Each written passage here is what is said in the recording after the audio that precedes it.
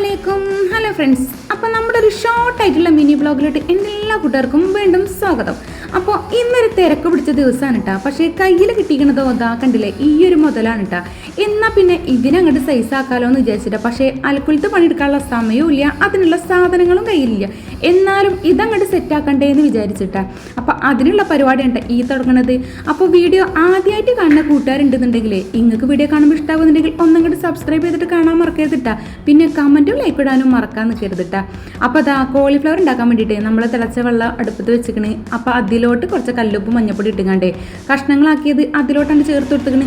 പിന്നെ അതാ ഞാൻ ഈ എടുത്തിക്കണത് മീനിൻ്റെ കായാണ് കേട്ടോ. നമ്മൾ മീനിന് സാധാരണയായിട്ട് നോർമലായിട്ട് ഉണ്ടാക്കൂലേ മസാല, ആ കൂട്ടെടുത്തുകൊണ്ട് അതിലേക്ക് ഒരിത്തിരി വിനാഗിരി ഒഴിച്ചെടുത്തിക്കണ്, അരിപ്പൊടി ഇട്ടെടുത്തിക്കണ് കേട്ടോ. അപ്പോൾ സംഭവം അത് ഇങ്ങനെ അങ്ങോട്ട് സെറ്റാക്കിയാൽ എങ്ങനെ ഉണ്ടാവും നോക്കാമെന്ന് വിചാരിച്ചിട്ടാണ്. മറ്റുള്ളതിനൊന്നും സമയമില്ല. അപ്പോൾ പിന്നെ ഉള്ളതുകൊണ്ട് ഓണം പോലെ എന്ന് പറഞ്ഞ പോലെ ഉള്ളതൊക്കെ അവിടെ വെച്ചിട്ട് അങ്ങോട്ട് അഡ്ജസ്റ്റ് ചെയ്ത് ഉണ്ടാക്കാൻ കേട്ടോ.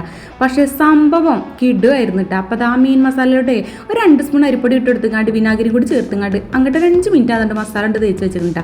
എന്നിട്ട് ഇതാ ചൂടായ വെളിച്ചെണ്ണയിലോട്ട് ഇട്ടുങ്ങാണ്ട് അങ്ങോട്ട് ഫ്രൈ ഫ്രൈ ചെയ്ത് എടുത്തിക്കണ്.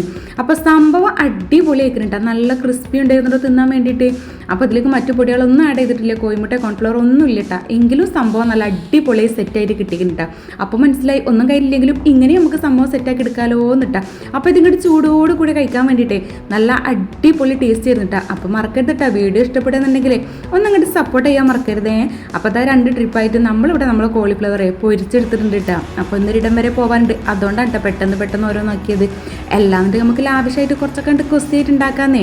അപ്പോൾ എന്തായാലും എന്താ സംഭവം ഇവിടെ അടിപൊളിയായിട്ട് ഇട്ടിട്ടുണ്ട്. പിന്നെ എന്താ ഡെക്കറേഷൻ ചെയ്യാൻ വേണ്ടിയിട്ട് കരിവേപ്പില കയ്യിലുണ്ടായിരുന്നില്ല, അതുകൊണ്ട് ആ പരിപാടിയും അവിടെ അങ്ങോട്ട് നിർത്തി വെച്ചിട്ടാണ്.